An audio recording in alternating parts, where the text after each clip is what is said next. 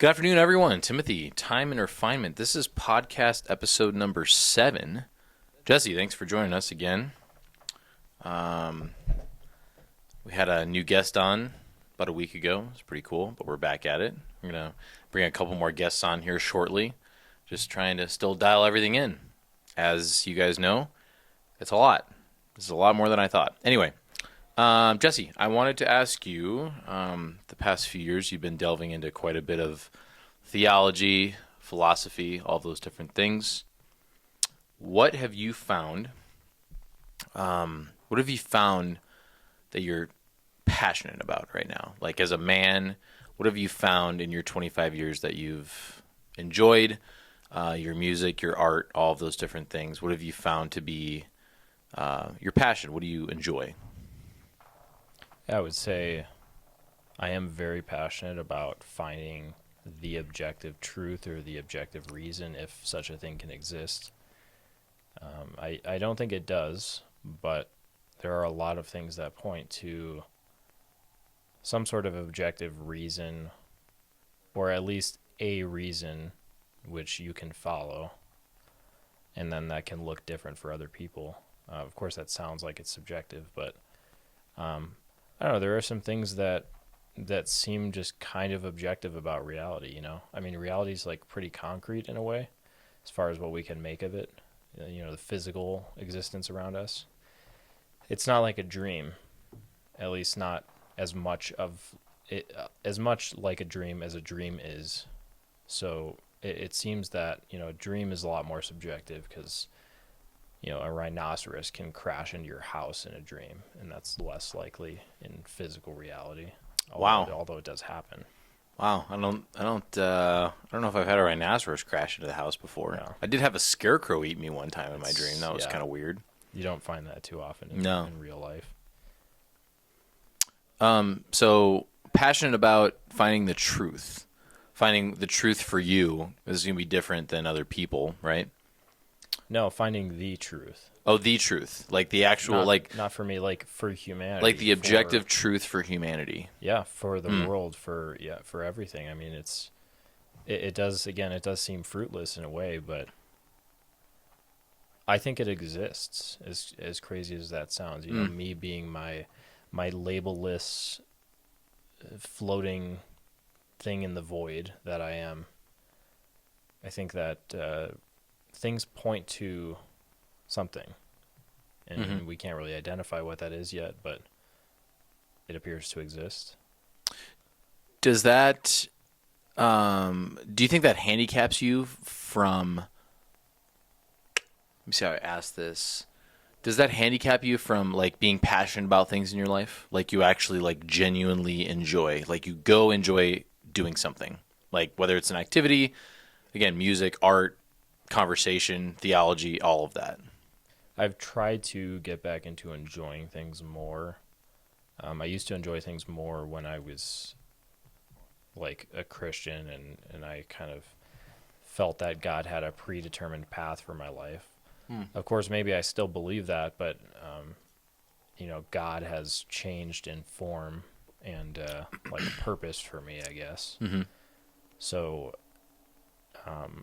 when I try to enjoy something, I have to just remind myself I'm experiencing this for the moment. I need to try to enjoy it.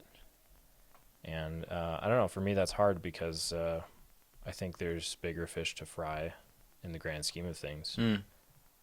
Probably why a lot of the philosophers and theologians were always just didn't seem like they could enjoy life. Like all of their quotes seemed just very dismal, cynical, maybe not even cynical, maybe just like, again, not negative, but just, you know, the meaning of life is really nothing, you know, so therefore they don't think they could take something they enjoy and actually be present and actually enjoy it.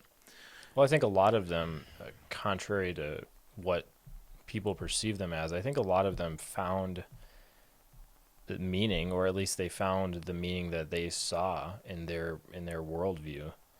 And maybe it appears like cynical or pessimistic to a lot of people, and some of them were, like Camus was, Nietzsche often leaned toward depressive philosophy and Mm-hmm. whatever. But I think some of them really wanted like Plato wanted to get to the bottom of things, and he Mm-hmm. had things that people still resonate with, and he had, it seemed like, a pretty good grasp on things Mm-hmm.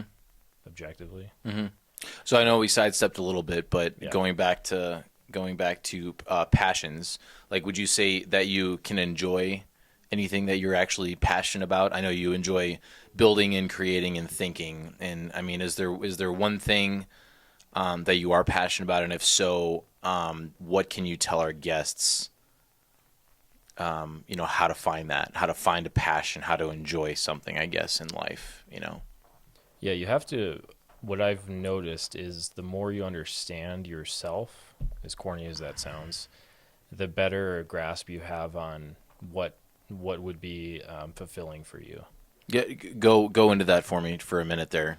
Yeah. Knowing yourself and being able to enjoy.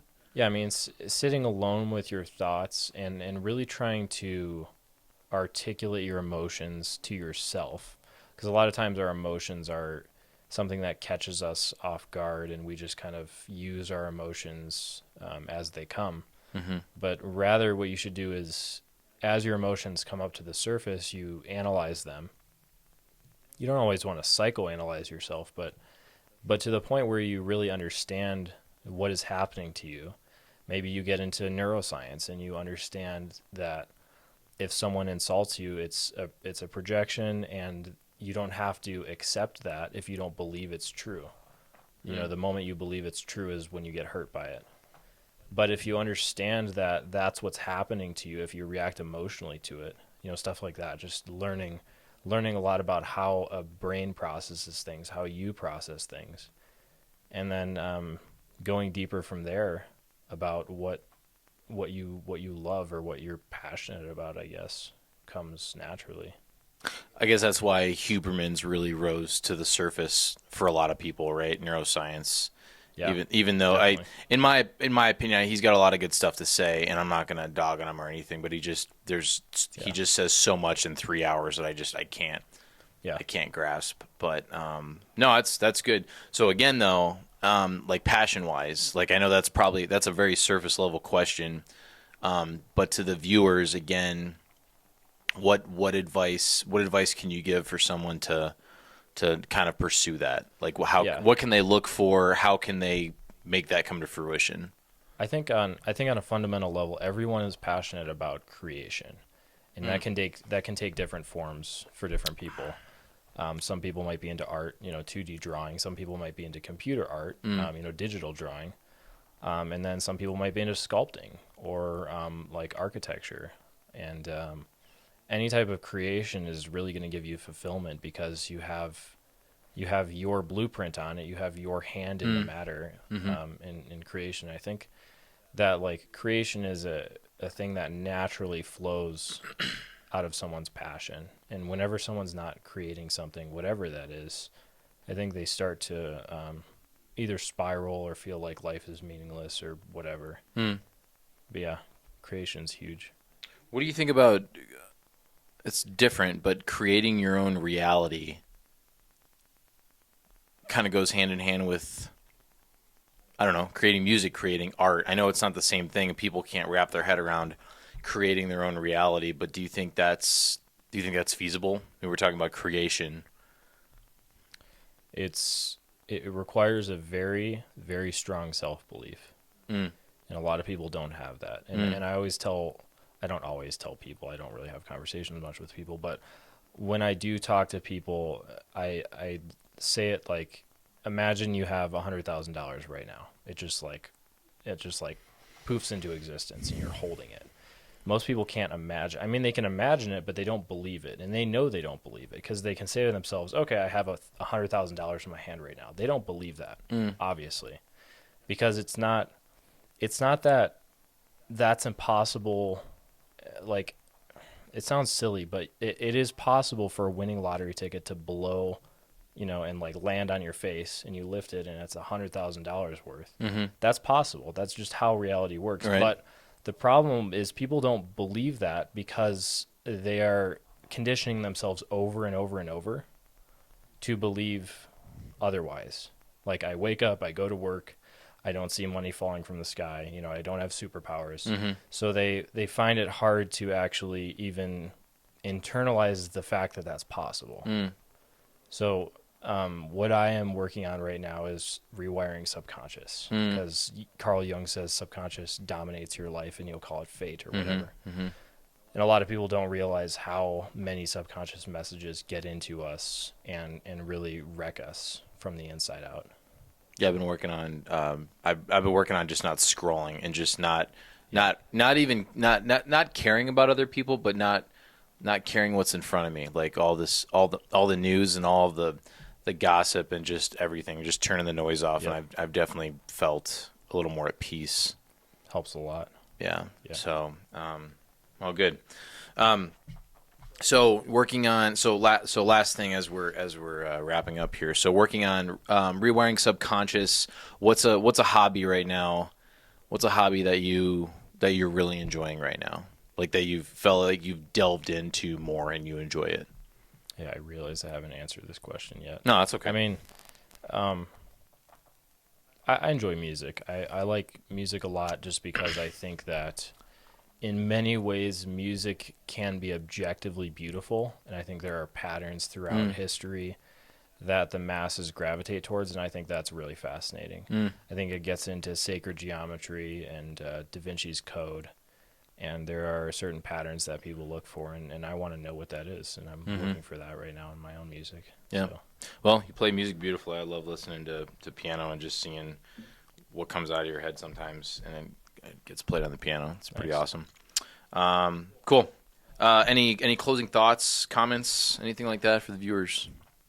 Yeah, work on your subconscious, and don't let certain things pass through without filtering them. If someone says something to you, you need to recognize what it is, observe it, but don't let it integrate into your being, because it can wreck you. Goes into what I was saying before. People project all the time. Don't let it get into your head. Jesse, thank you for coming on today. Appreciate you, man. Love Appreciate you. it. And thanks for tuning in, guys. Appreciate it. Love you. Cherish you. Keep rocking and rolling. Thank you for tuning in. Again, looking forward to the future, as always. And keep on refining. Cheers.